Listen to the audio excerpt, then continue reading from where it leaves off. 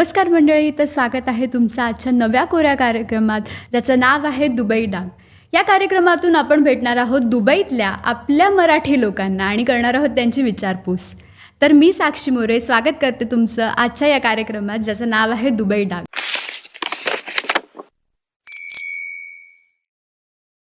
आज आपण भेटणार आहोत एका अशा व्यक्तीला, डान्स म्हणू नका, अँकरिंग म्हणू नका किंवा न्यूज रिपोर्टिंग म्हणू नका, त्यासोबतच ढोल ताशासुद्धा वादन करते अशी आपली ऋतुजा काळे विचारे. तिची जेवढी ओळख करून द्यावी तेवढी कमी आहे. तर खूप खूप स्वागत आहे ऋतुजा तुझं आजच्या या कार्यक्रमात. काय म्हणशील, कसं वाटतंय, कशी आहेस तू? मस्त. पहिला तर खूप खूप धन्यवाद साक्षी की मला एक अपॉर्च्युनिटी दिली की आपल्या मराठी माणसांना दुबईमध्ये रिप्रेझेंट करण्यासाठी. तर मनापासून तुझं धन्यवाद. आपल्या लोकांना आपण चान्स देतो आहे की आपण दुबईमध्ये काय काय परंपरा जपतो आहे ना, ते आपल्या महाराष्ट्रातच नव्हे तर भारत आणि भारताच्या बाहेर आपण लोकांपर्यंत पोहोचवतो आहे. आणि मला संधी दिली आणि एवढं छान इंट्रोडक्शन दिलं माझ्याबद्दल, त्यासाठी तुझं खूप खूप धन्यवाद. थँक्यू पहिल्यांदा. तर नक्कीच, कारण की आपण आपली कारकिर्दी एवढी मोठी असेल तर नक्कीच म्हणजे माझ्याकडे वाक्य कमी पडतील की मी तुझी म्हणजे तेवढी प्रशंसा करू, कारण की एवढ्या सगळ्या गोष्टी तू तुझ्या आयुष्यात केल्या आहेस. तर काय म्हणशील, काय सांगशील, तुझ्या प्रवासाची सुरुवात कशी झाली या सगळ्या? साक्षी, तर खूप प्रत्येक स्त्रियांच्यासाठी त्यांचा प्रवास हा एक अतुलनीय प्रवास असतो, एक वेगळा प्रवास असतो. माझ्यासाठी अगदी तसाच होता. इथे आणि आपण आपल्या देशामध्ये, आपल्या महाराष्ट्रात आपण करू शकतो, इझिली करू शकतो, कारण आपल्याला तो सपोर्ट प्रत्येक ठिकाणी अवेलेबल होतो. पण जेव्हा आपण भारताच्या बाहेर, भले दुबई किंवा गल्फ कंट्रीज किंवा इतर कंट्रीज असू दे, तिथे जाऊन खूप कमी वेळेमध्ये आपण आपल्या माणसांना जोडून, जे माणसं आहेत त्यांच्याशी जोडून आपण आपले गुण किंवा आपण समाजाला काय देतो आहे, ह्या गोष्टी खूप माझ्यासाठी कठीण होत्या. म्हटलं तर पहिल्यांदा दुबईमध्ये मी जेव्हा आले, सप्टेंबर 2021 जेव्हा आले, त्यावेळी IT चं काम करत होते. घरून काम सुरू होतं, कारण कोविडपासून ते वर्क फ्रॉम होम सुरू होतं. इथे येऊन असं काही माझ्या मनात नव्हतं की मी वेगळं काहीतरी करेन किंवा असं. चालू आहे आपलं, जॉब सुरू आहे, नवीन लग्न झालेलं होतं, चालू आहे आपलं घर, संसार आणि जॉब, असं करत होते. पण ते मनामध्ये असतं ना की ते मुलाचे पाय पाळण्यात दिसतात असं म्हणतात. तर ते लहानपणापासूनच गोडी होती की चला बाबा, मला काहीतरी वेगळं करायचं आहे, मला बोलायची आवड आहे, तर मग मी काहीतरी ह्याच्यामध्ये करू शकते. आणि ते करता करता जेव्हा मी सप्टेंबर 2021 दुबईमध्ये आले, थोडंसं घरून काम केलं, थोडं लोकांशी भेटले. तुम्हाला सांगू, जेव्हा मी दुबईमध्ये आले त्यावेळी मला एकही कोणी मित्र किंवा मैत्रीण नव्हते इथे. आणि हळूहळू काय झालं की व्यवस्थित आपण घर सांभाळत गेले, काम करत गेले. इकडचा जॉब भेटला, कारण आपल्याला माहिती आहे की इंडियन करन्सी आणि दुबईची करन्सी फार डिफरन्स आहे. इथे आपल्याला राहायचं असेल तर आपल्याला तसं मॅनेज करता आलं पाहिजे. इकडचा जॉब भेटला. जॉबमध्ये पण इकडे जॉब कल्चर पण तसं आहे की व्यवस्थित वेळेवर राहणं, व्यवस्थित काम करणं आणि स्ट्रिक्ट, थोडंसं वर्क कल्चर स्ट्रिक्ट आहे, तसं आपण राहिलं पाहिजे. ते करत करत तेव्हा तर कुठलीच अपॉर्च्युनिटी नाही किंवा कुठल्याही कार्यक्रमात मी पार्टिसिपेट नाही केलं, कारण माहीतच नव्हतं, कारण ओळखच नव्हती. मग जेव्हा हळूहळू 1-1.5 वर्षानंतर मला मैत्रिणी झाल्या आपल्या मराठी समाजातल्या किंवा दुसरे कल्चरमधल्या, त्यांनी मला सांगितलं की अरे हा कार्यक्रम होतो, हा कार्यक्रम होतो आहे. आणि जाऊन मी बसायचे. पण जेव्हा मी ऑडियन्समध्ये बसायचे ना, मला तिथे वाटायचं अरे काही पूर्वी, म्हणजे वर्षांपूर्वी मी तिथे उभे असायचे प्लॅटफॉर्मवरती, स्टेजवरती, आणि मी बोलायचे, लोक ऐकायचे, आणि आता मी खाली बसली आहे, म्हणजे मी कुठेतरी मागे पडली आहे का असं. आणि पण नक्कीच माझ्या हस्बंडचा नेहमी सपोर्ट राहिला की तू करू शकते, तू जा, तू का नाही ट्राय करत असं. तर असं होतं. आणि त्याच्यानंतर मग हळूहळू जर्नी सुरू झाली. मध्ये असताना मी पहिलं तर शाळेमध्ये असताना वक्तृत्व स्पर्धा भाग घ्यायचे. घरच्यांना काही माहिती नसायचं की मी शाळेत पार्टिसिपेट केले. इंग्लिश, हिंदी, आपलं मराठी वक्तृत्व स्पर्धा असतात. त्यामध्ये मी घरच्यांना काही कळू द्यायचे नाही की आपली स्पर्धा आहे. जायचे, तयारी करायचे, आरशासमोर उभं राहून बोलायचे आणि ट्रॉफी मिळवून यायचे आणि आईला दाखवायचे की मला ट्रॉफी मिळाली, मला एवढे एवढे पैसे मिळाले. आणि तो खूप प्रचंड आनंद व्हायचा. माझ्या आजीला मी दाखवायचे, आजीला सांगायचे, आजी या महिन्यात मी 500 रुपये कमवले, खूप कमवले मी, असं वाटायचं खूप कमवले असं. आणि त्याच्यानंतर जी वक्तृत्व स्पर्धा असते त्याच्यामध्ये जी आपली भाषा आपण हे करतो, बोली भाषा, त्यासाठी मी जे शाळेत शिकवत होते ज्युबिली, मला खूप हायलाईट करायचं इच्छा आहे की ज्युबिली कन्या शाळा आमची शाळा होती, ज्याच्यामध्ये मी 5वी ते 10वी शिक्षण घेतलं. त्यामध्ये आमच्या मॅडम होत्या, संस्कृत शिकवायच्या, आणि त्या नेहमी म्हणायच्या की तुम्ही जर संस्कृतचे सगळे श्लोक केले ना, भगवद्गीतापासून ते आम्हाला शिकवायचे, तर तुमची वाक्य म्हणजे वाणी ती शुद्ध होईल, तुम्हाला प्रत्येक शब्द व्यवस्थित प्रोनाऊन्स करता येतील. ते आम्हाला लहानपणापासून, शाळेपासून, घरापासून आम्हाला ते संस्कार म्हणतात ते झाले.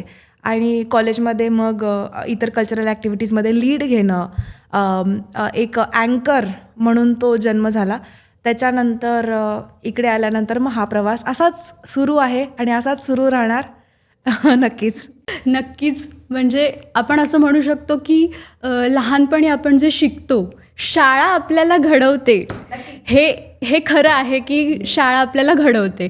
कारण की जर बघितलं तर बरेच कलाकार जे आहेत किंवा असं म्हणू शकतो की ज्यांच्यामध्ये असा एक कॉन्फिडन्स येतो की मी व्यासपीठावरती जाऊन मी बोलेन, हा कॉन्फिडन्स एक शाळाच घडवून आणू शकते. तर खूप छान वाटलं की तुझा एक्सपिरियन्स एवढा खूप छान आहे आणि दुबईत येऊन तू एवढं छान म्हणजे व्यवस्थित सांभाळलं, म्हणजे तुझं काम आणि त्याच्यासोबत तुझी आवड, हे खूप मोठी गोष्ट आहे करणं.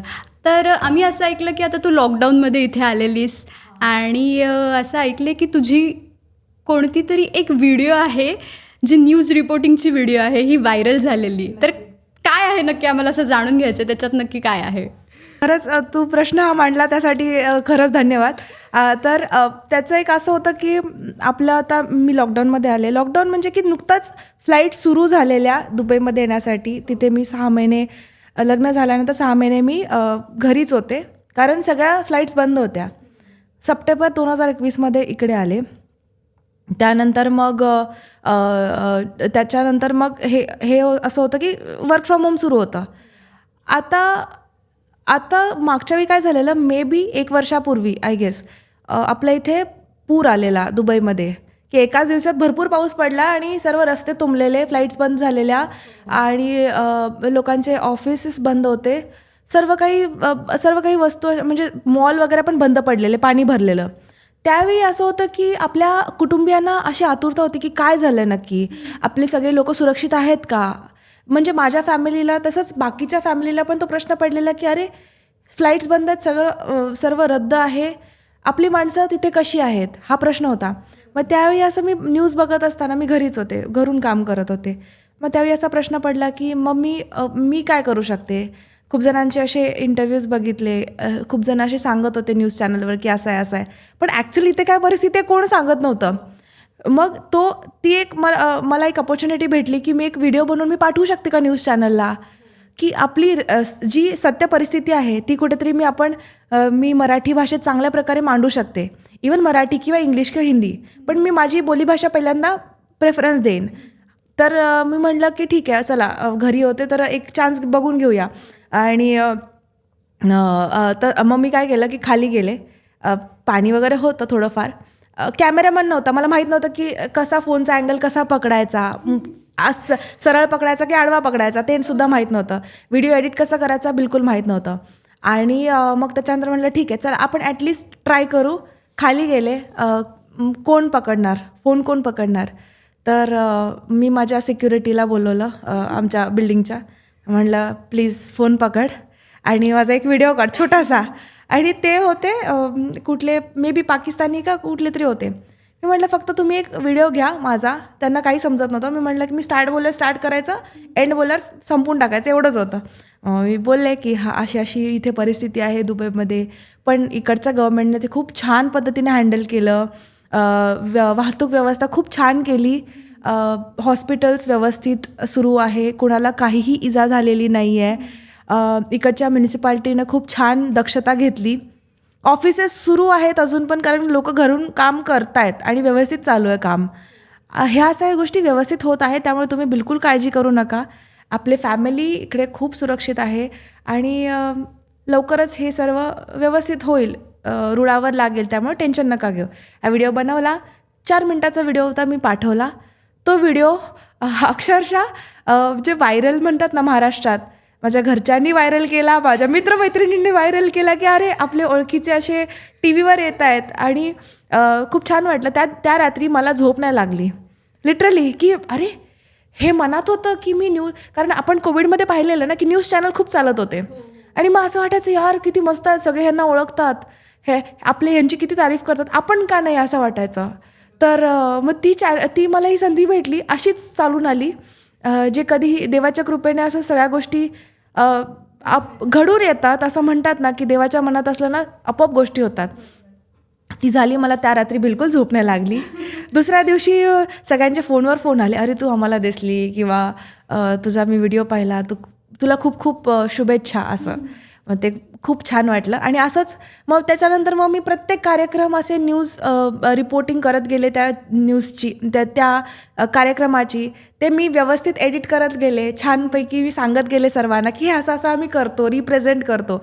एक म्हणजे ना असं म्हणतात ना, दुबई म्हणल्यानंतर फॉरेन कंट्री, खूप जगमगाट, लोक सगळे असे एकदम मस्त, आणि मोठ्या मोठ्या बिल्डिंग, हेच दिसतं आपल्याला, पहिलं हेच कळतं, बुर्ज खलिफा. पण इथे लोक इथून कशी स्ट्रगल करून आपल्या समाजाला सांभाळतात, आपलं काम सांभाळतात, घर सांभाळून, ज्या आपला जो वारसा व्यवस्थित ठेवतात, आपल्या पोरांना, मुलाबाळांना आपल्या संस्कृतीबद्दल सांगतात, तो मी रिप्रेझेंट करण्याचं काम केलं आत्तापर्यंत.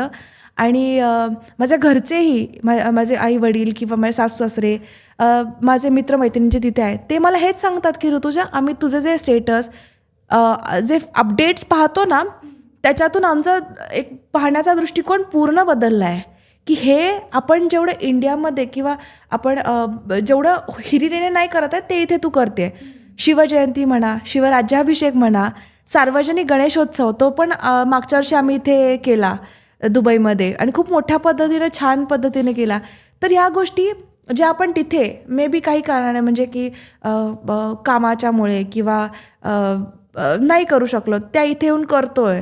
तर ही खूप मोठी जबाबदारी आपण पार पाडतो, सर्वजण इथे पार पाडतो. आणि आपण एक भारतीयांना, म्हणजे जे भारतामध्ये स्थायिक आहेत किंवा जे इतर देशांमध्ये, त्यांना आपण वेगळा संदेश देतोय की नाही, आपण बाहेर जाऊन पण तेवढ्याच जिद्दीने करू शकतो, आणि तुमच्या मागे ते बळ कुठे ना कुठे असणार, सर्वांचं मदत ही असणारच, पाठिंबा हा नक्कीच असतो. आणि आपली माणसं आपल्याला कधी म्हणजे सोडत नाहीत.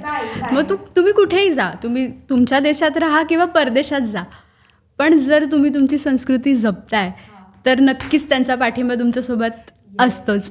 आणि म्हणजे तुझ्या व्हिडिओबद्दल म्हणायचं तर ही जी व्हिडिओ आहे ही तुम्ही पाहू शकता इंस्टाग्राम पेजवरती. SBN न्यूज ह्या नावाने इंस्टाग्रामचं पेज आहे, तर त्याच्यावरती तुम्ही हिचं न्यूज जे आहे रिपोर्टिंग, हे तुम्ही त्याचा व्हिडिओ पाहू शकतात.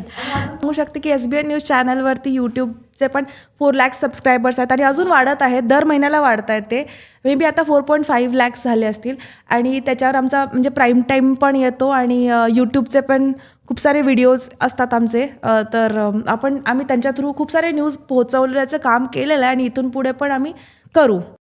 नक्कीच तुला खूप जास्त सपोर्ट मिळेल ह्यातून, आणि लोकांनाही आवडेल हे सगळं बघायला. लोकांना आवडतंच आहे. पुढेही ज्यांना माहिती नाही ते सुद्धा पुन्हा तुला फॉलो करतील, ते बघतील, आणि तुझी प्रशंसा नक्कीच होईल. तू म्हणालीस की IT फील्डमध्ये काम करणं आणि ह्या सगळ्या गोष्टी सांभाळणं हे खूप म्हणजे एक मोठं टास्क आहे तुझ्यासाठी. पण आम्ही असं ऐकलं की तू ढोलवादनही करतेस, तू अँकरिंगही करतेस, तू न्यूज रिपोर्टिंगही करतेस, त्यासोबत तू तुझं IT प्रोफेशन जे आहे ते पण सांभाळतेस. तर तू कसं मॅनेज करतेस या सगळ्या गोष्टी, आम्हाला जाणून घ्यायचं आहे. की जी मला निवेदनाची पहिली संधी इथे दुबईमध्ये मिळाली, ती म्हणजे मंदार कुलकर्णी सर आणि संस्कृती मराठी मंडळ दुबई यांच्यातर्फे मला मिळाली, तर त्यांचेही खूप खूप धन्यवाद. त्याच्यानंतर जे काही मी कार्यक्रम केले ते म्हणजे तुलसी विवाह, त्याच्यामध्ये अँकरिंग केली. त्याच्यानंतर महाराष्ट्र दिन केला, गुढीपाडवा केला, त्याच्यामध्ये निवेदन केलं. त्यानंतर शिवराज्याभिषेक, शिवजयंती, जिजाऊ ब्रिगेड महाअधिवेशन आता नुकतंच झालं. पहिला पटाया येथे झालेलं, आता सेकंड झालं दुबईमध्ये. तर सर्व जे काही जिजाऊ ब्रिगेड आंतरराष्ट्रीय स्तरावरचे जे काही पदाधिकारी होते ते आले होते. तर सुनीताताई देशमुख, अभिजितदादा देशमुख यांनी मला ही संधी दिली जिजाऊ ब्रिगेडमध्ये अधिवेशन करण्यासाठी. त्यासाठी त्यांचा मनपूर्वक धन्यवाद. आणि अजून मला हायलाईट करायचं आहे की निवेदन तर होत राहणार, पण तुमच्या सर्वांचा सपोर्ट हा पण मला गरजेचा आहे.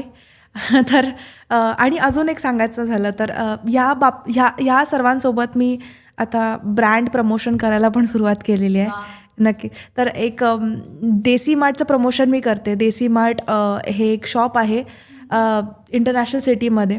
त्यांच्या ब्रांचेसही अजून ओपन होत आहे. तर देसी मार्टमध्ये सर्व गोष्टी उपलब्ध आहेत की पूजेचं सामान, आपलं मकर संक्रांतीचं सामानसुद्धा होतं, त्याच्यानंतर वेगवेगळे खाद्यपदार्थ, पीठ म्हणा. तर त्यांचं मी प्रमोशन करते आणि आपल्या सर्व मराठी जनतेला, इतर भारतीयांना, माझ्या बंधू भगिनींना सांगते की हां बाबा, इथे या गोष्टी उपलब्ध आहेत. कारण मला खूप साऱ्यांचे DMs येतात की अरे ऋतुजा, तू जे मकर संक्रांतीचे हलव्याचे दागिने घातले ते तू कुठून घेतले? मकर संक्रांती दिवशी जे आपण सुगड वापरतो पूजेसाठी ते तू कुठून मिळते? किंवा आता आपले भाकरवडी, चितळ्यांची भाकरवडी खूप फेमस आहे, पण ती इथे जास्त कुठे अवेलेबल नाही, पण मग ती कुठे मिळते? किंवा आपला हळदी कुंकू असेल, वाण कुठे मिळतं? तर ह्या सगळ्या ज्या DM येतात त्याच्यावरती मग मी प्रमोशन करायला पण सुरुवात केली की नाही, देसी मार्ट आहे आणि इथे हे मिळतं. तसंच मी ज्वेलरीचं प्रमोशन पण करते. आमच्या नीलम झेंडे म्हणून आहेत, त्या ज्वेलरी घरात बनवतात आणि मी ती परिधान करून त्यांचं प्रमोशन पण करते. तर माहिराज कलेक्शन म्हणून. तर हे सुद्धा मग आता सुरू आहे, ब्रँड प्रमोशन पण सुरू आहे. तर या गोष्टी चालत आहेत हळूहळू, एक दिवशी एक ॲड ऑन. आणि आपल्या फॅमिलीला प्राऊड करण्यासाठी या गोष्टी मी नक्कीच सुरू ठेवेन. आपला मराठी वारसा, मराठी संस्कृती, जे काही संस्कार आहेत ते नेहमीच असे ठेवत राहीन, आपल्या पुढच्या पिढीला देत राहीन आणि चांगला संदेश नेहमीच देईन. हे सर्वांसाठी आहे. नक्कीच खूप खूप कौतुक तुझं याबद्दल की तू आपली संस्कृती जपतेस आणि ती जपून पुढच्या आपल्या पिढीपर्यंत घेऊन जाणं हे खूप गरजेचं आहे आणि हे काम तू करतेस त्यासाठी तुझे खूप खूप आभार. मला जी अपॉर्च्युनिटी भेटली ॲज अ वादक, कधी भारतामध्ये वाजवलं नव्हतं. कुठलं वाद्य म्हणजे लेझिम खेळले होते शाळेमध्ये असताना, आपण जे गणपतीमध्ये करतो ना तेवढं, पण मी कधी असं आपल्या कुठल्याही पथकामध्ये नव्हते, कधीच नव्हते.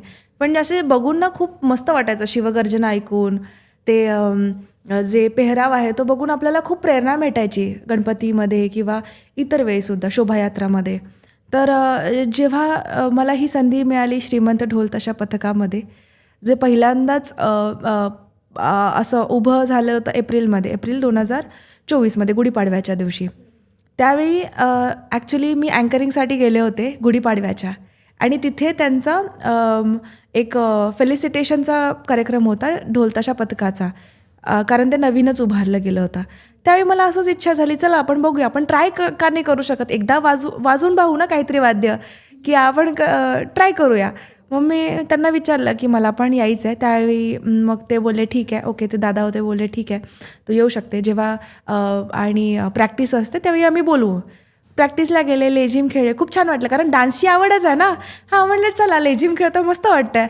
मग पहिला आमचा जो प्रोग्राम झाला तो मला वाटतं रामनवमीचा झाला. त्याच्यानंतर आम्ही महाराष्ट्र दिनाचा केला आणि खूप छान पब्लिकचा रिस्पॉन्स मिळाला की अरे म्हणजे आपण जेव्हा ते समोर पाहतो ना ते दृश्य, ढोल ताशे लावलेले आहेत, लेझिम खेळत आहेत, आणि ते बघून जेव्हा आपल्या कानावर येतं ना त्यावेळी आपला मंत्रमुग्ध होऊन जातो तो माणूस. आणि ते पूर्ण कंटिन्युअस डोक्यात राहतं, अरे वा आपण आज काहीतरी वेगळं ऐकलं, आपण हे इथे पाहायला नाही मिळत, युज्युअली पाहायला नाही मिळत, कुठल्या तरी कार्यक्रमात क्वचित पाहायला मिळतं की ढोल ताशा वाजतोय असं. ते एक आहे. तर त्यासाठी मी धन्यवाद करू इच्छिते श्रीमंत ढोल ताशा पथकाला. आणि आता आम्ही खूप छान पद्धतीने ते पुढे नेत आहे. लेझिम म्हणा, ढोल म्हणा किंवा ताशा म्हणा किंवा इतर काही वाद्य आम्ही ॲड करतो आहे. दुसरं म्हणायचं झालं तर SBN न्यूज चॅनल, त्यांची मी खूप आभारी आहे की त्यांनी मला ही संधी दिली की भारतात नाही पण भारताच्या बाहेर राहून मी आपल्या माणसांपर्यंत काहीतरी संदेश पोहोचवते आणि चांगलंच म्हणजे आपल्या समाजासाठी करते. त्यासाठी मी त्यांची खूप मनपूर्वक धन्यवाद SBN न्यूज चॅनलला. तिसरं म्हटलं की IT क्षेत्रात मी काम करते आहे आणि आता 8 वर्ष झाले मी IT क्षेत्रात आहे. ॲक्च्युली मी मेकॅनिकल इंजिनियर आहे, पण जेव्हा कॉलेजमध्ये असते त्यावेळी ॲसेंचर ही कंपनी आली आणि त्याच्यामध्ये रिक्रूट झाली आणि असं होतं आमच्या कॉलेजमध्ये की एका प्लेसमेंट झाली एक ठिकाणी तर तुम्ही दुसरीकडे नाही अप्लाय करू शकत किंवा इंटरव्ह्यू नाही देऊ शकत. तर माझं जर्नी काय माहिती देव जाणे की त्यांना वाटलं आणि आय टीमध्ये मी गेले. पण खरंच खूप छान झालं मी आय टीमध्ये आले की मी या सगळ्या गोष्टी आता करू शकते ज्या माझ्या गोष्टी आहेत. आय टीमध्ये हा प्रवास 2016पासून चालू आहे आणि तो असाच सुरू आहे. वेगवेगळ्या ॲज अ बिझनेस अनालिस्ट म्हणून मी काम केलं, as a quality assurance engineer म्हणून मी काम केलं, टेस्ट लीड म्हणून मी काम केलं, तर इंडियातल्या टीमला हँडल करते आहे. अशा सगळ्या गोष्टी ह्या सुरू आहेत आय टीमध्ये. आणि मंडे टू फ्रायडे आपण जॉबमध्ये स्ट्रिक्ट राहतो. 9 to 5 काम म्हणजे काम, घर सांभाळणं, त्याच्यामध्ये आपलं जेवणाचं बघणं, या सगळ्या गोष्टी करते. सॅटर्डे संडे 2 दिवस मला मिळतात. त्याच्यामध्ये आधी काय व्हायचं की चला बाबा घरी आहे, आपण करूया, घर सांभाळूया, घर क्लीन ठेवूया, हे काय काय सामान लावतात त्या असतात, प्रत्येक बाईच्या मागे ते असतात. पण आता मी काय करते, 2 दिवस असतात, 1 दिवस घरासाठी आपल्या, दुसरा दिवस माझा अँकरिंग कार्यक्रम, ज्याच्यात माझी जी आवड आहे ना, आपण स्वतःसाठी थोडा टाईम दिला पाहिजे, ते मी करते. आणि त्याच्यातून ना पुढच्या आठवड्याची प्रेरणा मला मिळते की काम करण्याची, घर सांभाळण्याची, सर्व समाजामध्ये आपण रिप्रेझेंट करण्याची ही प्रेरणा मला त्यातून मिळते. तर 1 दिवस मी नक्कीच काढते माझ्या स्वतःसाठी. कार्यक्रम होस्टिंग म्हणा, न्यूज रिपोर्टिंग म्हणा, ढोलताशा वादन म्हणा, 1 दिवस हा असतो आणि तसं हँडल केलेलं आहे. ते करून आल्यानंतर पण म्हणजे असं वाटतं की नाही, अजून काय छान करू शकतो, या आठवड्यात मी हे केलं, अजून पुढच्या आठवड्यात मी काय करू शकते हे. आणि हे करत करत आत्तापर्यंत मी मराठी कार्यक्रमच नाही तर दांडिया, गुजराती कार्यक्रम, हिंदी कार्यक्रम, वेगवेगळे असे कार्यक्रम मी केलेले आहेत. म्हणजे अदर कम्युनिटीजमध्ये पण आपण करू शकतो, हा कॉन्फिडन्स एक आला. या सगळ्या गोष्टी झाल्या. आणि इथे स्पेसिफाय करायचं म्हटलं तर माझे हजबंड प्रतीक, ते खूप सपोर्टिव्ह आहे या सगळ्यासाठी. की एक असं म्हणतात ना की एका पुरुषाच्या मागे एक स्त्री असते. आमच्या इथे असं आहे की आता मी म्हणू शकते की माझ्या मागे म्हणजे एका स्त्रीच्या मागे एक पुरुष उभा आहे आणि तो खंबीरपणे साथ देतो आहे, त्यामुळे मी करू शकते. इवन माझे सर्वांच्या मागे एक आईवडिलाचा आशीर्वाद असतो, माझ्याही मागे आहे. माझी आई नेहमी पुश करते. मी आत्ता पण तिला येताना सांगितलं ना, चल मी पॉडकास्टमध्ये जाते आहे, ती म्हणते, तिला असं होतं की कधी एकदा मी माझ्या लेकीला बघू, ती आणि नेहमी आशीर्वाद असणार आहे आणि नेहमी पुश करत राहील. माझे सासू सासरे तेही खूप, आज येताना मी सासू सासऱ्यांच्या समोर बोलून आले की हां मी इकडे चालले, ते खूप खुश होते. तर आहे सर्वांचा आशीर्वाद. माझ्या मित्रमैत्रिणी इथे दुबईमध्ये जे माझे बंधू भगिनी आहेत त्यांचाही शुभेच्छा नेहमी माझ्या पाठीशी आहे. तर त्याबद्दल मी खूप आभारी आहे सर्वांची की तुम्ही असंच प्रेम देत राहा आणि असंच आपण एकजुटीने पुढे जात राहू. तर हे सर्व असं मी सांभाळू शकते. बरोबर, नक्कीच. म्हणजे आपल्या सोबत कोणी असणं खूप गरजेचं आहे. आणि मी म्हणेन की पाठिंबापेक्षा जे माणसं आपल्या सोबत राहतात, नक्कीच, तर नक्कीच आपल्याला म्हणजे पुढे जाण्याचा विचार आपण करू शकतो. आणि आपण असं म्हणू शकतो की कलाकार जो असतो हा नेहमी म्हणजे भुकेलेलाच असतो की मला अजून नवीन काय शिकता येईल, मला नवीन काय करता येईल. तो कधीच म्हणजे एकाच गोष्टीवरती थांबत नाही की हे झालं ओके, आता पुढचं मी दुसरं काय करू, अजून मला नवीन काय करता येईल, नवीन काय शिकता येईल. तर असंच म्हणजे तुझ्यामध्ये आम्हाला दिसतंय, असाच सगळे गुण आम्हाला दिसतात. तर खूप छान वाटतं हे बघून, खूप मजा येते तुझ्याशी बोलून. मंडळी, तुम्हाला माहिती आहे का की जो आपला दादासाहेब फाळके अवॉर्ड हा आहे, हा फक्त भारतापुरता सीमित नाही आहे, तर हा अवॉर्ड दुबईत सुद्धा आहे. आणि हाच अवॉर्ड मिळालेला आहे आपल्या ऋतुजा ताईला. तर काय सांगशील, काय अनुभव होता ह्या सगळ्याचा की तुला दुबईमध्ये दादासाहेब फाळके अवॉर्ड मिळाला आहे? साक्षी, तर मला हेच सांगायचं आहे की दादासाहेब फाळके आपल्या मराठी माणसाच्या नावाने हा अवॉर्ड आपल्या भारताच्या बाहेरसुद्धा मिळतो, त्याबद्दल मला खूप अभिमान आहे. आणि असं सांगू इच्छिते की हा अवॉर्ड प्रत्येक कॅटेगरीमध्ये दिला जातो की फिल्म इंडस्ट्रीमध्ये किंवा मीडिया, म्हणजे कोणी वेगळं काम करत असेल, डेव्हलपमेंटमध्ये म्हणजे रिअल इस्टेटचं, अशा सगळ्या कॅटेगरीजमध्ये तो डिव्हाइड झालेला आहे की आपण भारत गौरव, त्याचं नावच भारत गौरव, म्हणजे भारतातल्या जे काही इथे स्थायिक आहेत, त्यांचा आपण गौरव करतो आहे आपल्या एका व्यक्तीच्या नावाने, दादासाहेब फाळके.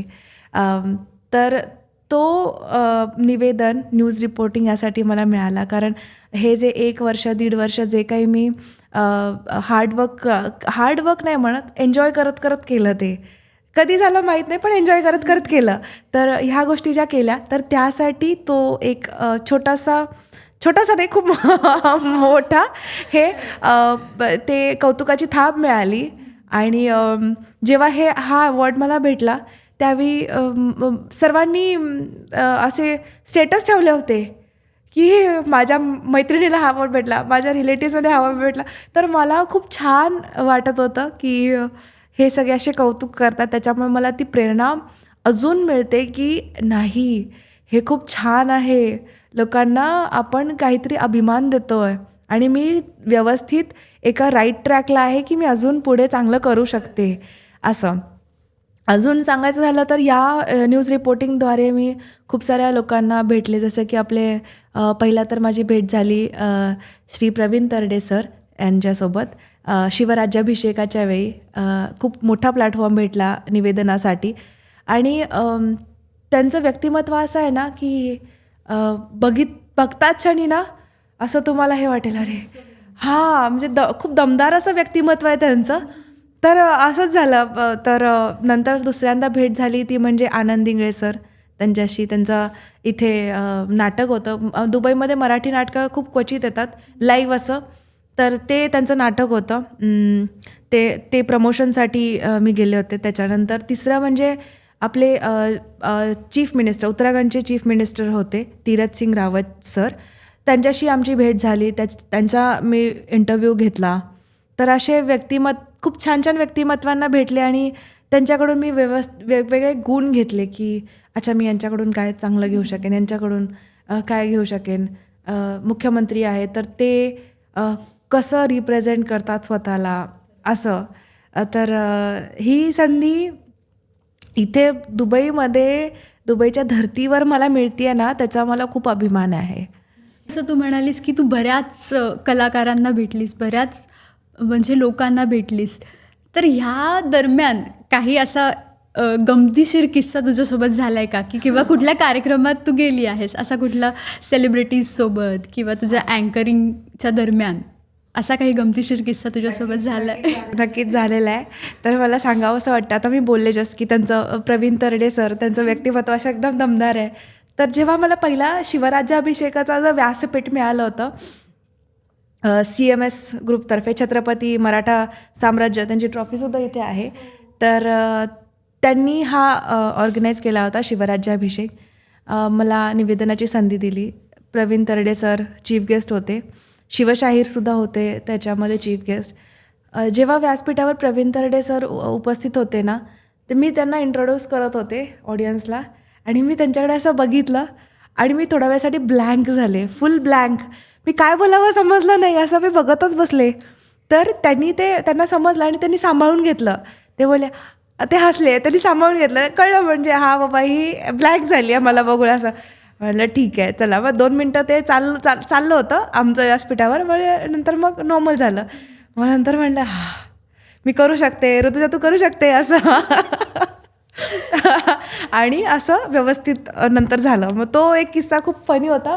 मी नंतर येऊन घरी तो सांगून खूप हसत होते आणि तो सांभाळून घेतला एवढ्या मोठ्या व्यक्तीनं. त्याच्यासाठी खरंच मला खरंच सॅल्यूट त्यांना, की असं म्हणजे आपल्या समोरच्या व्यक्तीला आपण कसं सांभाळून घेतो आपण त्यांना, कारण तेही त्यातून गेलेत ना, त्या स्ट्रगलमधून गेले, त्यामुळे त्यांना माहिती आहे की कसं पुढच्या व्यक्तीला कसं हँडल केलं पाहिजे. तर ते त्यांनी केलं.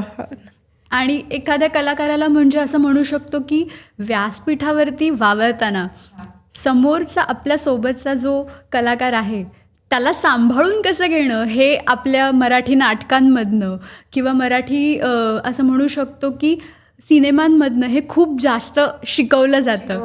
त्यामुळे हे जे गुण आहेत हे आपल्यात आधीच येतात की आपण आपल्यासोबत जे को आर्टिस्ट आहेत त्यांना कसं हँडल करू ट्रीट करतो आपण. आणि मला हे नक्की सांगावं असं वाटतं जनतेला की हा जो व्हिडिओ तुम्ही बघत असाल तर नक्कीच हा आपल्या प्रवीण सरांसोबत नक्की शेअर करा आणि त्यांना दाखवा की हा असं झालेला किस्सा त्यांना लगेच रिमाइंड होईल. हो, नक्कीच नक्कीच त्यांना आठवेल. बऱ्याच लोकांना तू भेटलीस इथे. मला असं विचारायचं आहे तुला, जर कोणीही म्हणजे दुबईतले किंवा भारतातले लोक ज्यांना ह्या सगळ्या गोष्टींमध्ये खूप जास्त इंटरेस्ट आहे, म्हणजे नवीन जनरेशनला किंवा आता दुबईमध्ये नवीन नवीन कोणी लोक आले आहेत, महाराष्ट्रीयन लोक ज्यांना ह्या सगळ्या कल्चरबद्दल जाणून घ्यायचं आहे किंवा त्यांना इंटरेस्ट आहे, त्यांना सहभागी व्हायचं आहे ढोलताशा पथकात किंवा अँकरिंगसाठी. आता जसं अँकरिंग म्हटलंच तर तुझंच नाव येतं, हे तर आम्हाला माहितीच आहे की दुबईमध्ये अँकरिंग म्हटलं तर ऋतुजा काळे विचारे हिचंच नाव सगळ्यात पहिले सजेस्ट केलं जातं. तर त्यांना तू काय संदेश देशील की काय सांगशील? नक्कीच. तर मला हेच सांगायचं आहे, जॉब सर्वच जण करतो आपल्या घर चालवण्यासाठी, आपल्याला 2 घास कष्टाचे मिळण्यासाठी सगळेच जण करतात. पण तुम्ही स्वतःसाठी काय करताय ह्याला खूप खूप खूप इम्पॉर्टंट आहे. म्हणजे तुम्ही 5 वर्षानंतर जर बघाल आणि मागे रिव्हर्स जाल तर मग तुम्हाला त्या आठवणी असल्या पाहिजेत, अरे मी हे केलं होतं आणि खूप चांगल्या पद्धतीने केलं की माझ्यामुळे कोणीतरी इन्स्पायर झालं लाईफमध्ये. मोटिवेशन मला एक सांगावं असं वाटतं की जेव्हा इकडे ना स्वामींचं केंद्र आहे आणि मी स्वामींना मानते, तर स्वामींचं केंद्र आहे तिथे मी असंच गेले होते एकदा आरतीसाठी. त्यावेळी मला एक जण बोलले की तुमच्याकडे बघून असं वाटतं की तुम्ही पुढच्यांना मोटिवेट करू शकता, इन्स्पायर करू शकता. या दुबईमध्ये असे खूप सारे लेडीज आहेत म्हणजे ज्या कसं आहेत की त्यांना इन्स्पिरेशनची गरज आहे. त्यांना कुठेतरी एक ती दिशा, तो प्रकाश दिसला पाहिजे की नाही, ज्या खचून गेलेल्या आहेत त्यांना तू मोटिवेट करू शकते. मी म्हटलं मी नक्कीच करेन आणि तुम्ही मला सांगा कधी काही मदत लागली, कधी काही माझी गरज लागली मला सांगा, मी हजर असेल नक्कीच. आणि हे तर मी खूप पुण्याचं काम करेन ना की स्वामींच्या दारात मला असं विचारलं जातं प्रश्न की तू मदत करशील का. ते माझ्यासाठी भाग्य म्हणावं की ते स्वामीच माझ्यासाठी हे करून गोष्टी घडवून आणत आहेत असं. अजून एक मला नाव सांगावं असं वाटतं, श्री चंद्रशेखर जाधव. आपल्याला म्हणतात ना की प्रत्येकाच्या मागे एक गुरु असतो किंवा एक मेंटर, तर ते नेहमी सपोर्टिव्ह असतात, ते नेहमी मदत करतात सर्वांना. इथे दुबईमध्ये सर्वांनी त्यांचं नाव ऐकलं असेल तर त्यांनीही खूप मदत केली की आपल्या माणसांना पुढे आणण्यासाठी किंवा ऋतुजा तू हे करू शकते, तू अँकरिंग करू शकते, तू खूप छान बोलते असं. आणि दुसरं म्हणायचं म्हटलं तर जो फीडबॅक मला दररोज मिळतो ना, आता ढोलताशा पथकासाठी तो गेटअप आपला वेगळा असतो, नऊवारी साडी आपल्या शिवकन्येसारखा. आणि इतर वेळी जेव्हा मी कार्यक्रमांना जाते नॉर्मल साडी सहावारी किंवा असंच आम्ही एखाद्या ठिकाणी भेटतो तर नॉर्मल ड्रेसअपमध्ये असते. तर ते म्हणतात, अरे तुला आम्ही त्यावेळी बघितलं त्यावेळी तू वेगळी दिसत होती, आता वेगळी दिसते. आणि तुला आम्ही जेव्हा बघतो ना ढोल वाजवताना, लेझिम खेळताना, त्यावेळी आम्हाला खूप भारी वाटतं म्हणे की आम्हाला तिथे साक्षात असं म्हणजे मनाला खूप शांती भेटते बोलले बघताना. तर तुम्ही मी छोट्या छोट्या क्लिप्स पण तुमच्यासोबत शेअर करेन आमच्या ज्या वादनाच्या आहेत ढोल वाजवताना. तर जे एखादी लेडीज जेव्हा ढोल वाजवते ना ते बघून आपल्या अंगावर काटे येतात. खरंच नक्की मला आत्ताच काटे आले. आणि मी हे सांगू शकते की म्हणजे मला सुद्धा येऊन इथे मी शोधते ह्या गोष्टी की मला कुठे दिसेल हे बघायला. आता सोशल मीडियावरती तर बऱ्याच गोष्टी दिसत आहेत. सध्या आत्ताच गणपती होऊन गेले, मला दिसत होते ढोलताशा पथक आहेत. पण दुबईमध्ये हे सगळं होतं हे ऐकून मला खूप म्हणजे आनंद झाला की अशा गोष्टी मी माझ्या नजरेच्या समोर बघू शकते, फक्त माझ्या फोनवरती नाही. तर मला खूप आनंद झाला हे ऐकून. तर तुझ्यासोबत आता एक आपण छोटासा खेळ खेळूयात. नक्कीच तू न्यूज रिपोर्टर आहेस आणि इन्स्टंट न्यूज तुला एक द्यायची आहे. तर तुला मी एक असाच टॉपिक देते की तुला आमच्या पॉडकास्टसाठी एक न्यूज द्यायचं, न्यूज रिपोर्टिंग करायचं आहे. ओके, तर तू रेडी आहेस? ओके चालेल. आता पॉडकास्टसाठी देते मी, म्हणजे मी जनरली आता हसत खेळत आपण देऊया, हां, गंभीरपणे नाही. हां, तर नक्कीच आपण आता मी सांगू इच्छिते. ओके, तर नमस्कार, मी ऋतुजा आपल्या सर्वांचं सहर्ष स्वागत करत आहे. इथे आपण जमलेलो आहोत दुबईच्या धर्तीवर पॉडकास्ट स्टुडिओमध्ये. माझ्यासोबत आपल्या होस्ट इथे उपस्थित आहे साक्षी मोरे. आणि त्यांचा पहिला तर मनपूर्वक धन्यवाद ताई की तुम्ही मला ही संधी दिली. आणि खूप छान वाटतं की मी आपल्या पूर्ण जनतेला भारताच्या बाहेर रिप्रेझेंट करते आहे. आपला संदेश जो मराठी संस्कृती आपण कसं जोपासतो, जो स्ट्रगल आपण इथे करतो, आपल्या माणसांना जे काही आपण धरून आहे आणि इथून पुढे आपण जे काही करू ते मी नक्कीच तुमच्यापर्यंत पूर्ण जनतेपर्यंत पोहोचवण्याचं काम मी नक्कीच करेन. आणि सर्वांतर्फे म्हणजे सर्व माझ्या बंधू भगिनींना सर्वांच्या तर्फे खूप खूप सदिच्छा. इथल्या लोकांनाही मी हेच सांगू इच्छिते, संदेश देऊ इच्छिते की तुम्ही जे करत आहात ते खूप चांगलं करत आहात. सर्व बघतायत हे, तर नक्कीच असंच चांगलं कार्य करत राहा. आणि आपल्या भारतामध्ये जे काही आपले बंधू भगिनी, आपली फॅमिली आहे ना, त्यांना नेहमीच असं अभिमान वाटेल असं करत राहा. तर नक्कीच आपल्या सर्व सदिच्छा आपल्या पाठीशी आहेत. धन्यवाद.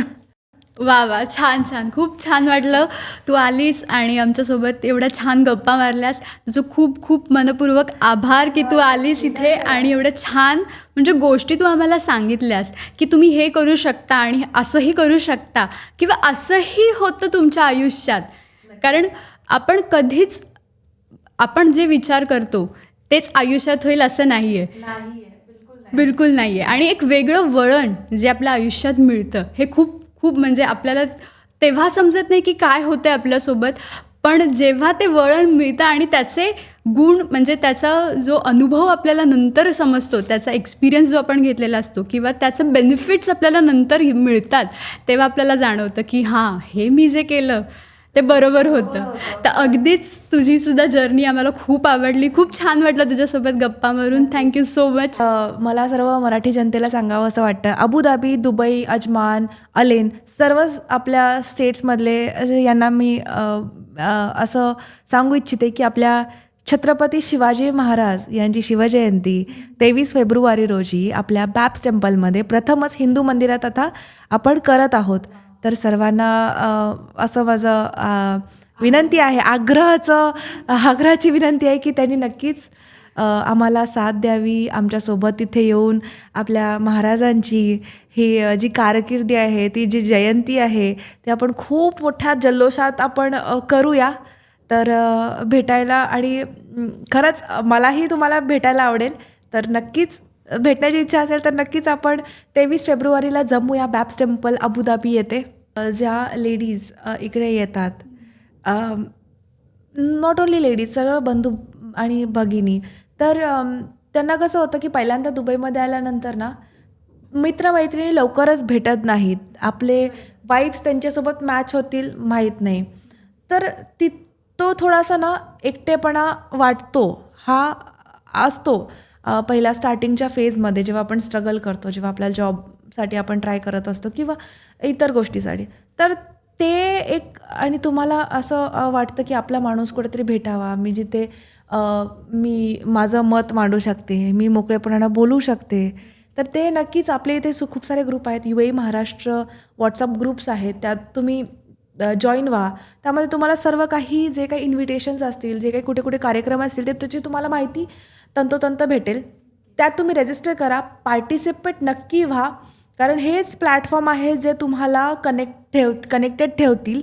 सर्व तुम्हाला खूप साऱ्या मित्रमैत्रिणी तुम्हाला बनवून देतील आणि तुम्हाला असं कधीच वाटणार नाही की तुम्ही भारताच्या बाहेर आहे, कधीच वाटणार नाही. तर हा संदेश मला द्यावासा वाटतो. आजच्या या कार्यक्रमात तू आलीस आणि एवढ्या छान गप्पा आमच्यासोबत मारल्यास, एवढ्या गोष्टी आमच्यासोबत शेअर केल्यास त्याबद्दल तुझे खूप खूप आभार. आणि मंडळी, आपण पुन्हा एकदा भेटू पुढच्या एका भागात नवीन व्यक्तीसोबत, तेही थेट दुबईतून आपल्या माणसांची विचारपूस करताना दुबई डाकमध्ये. धन्यवाद.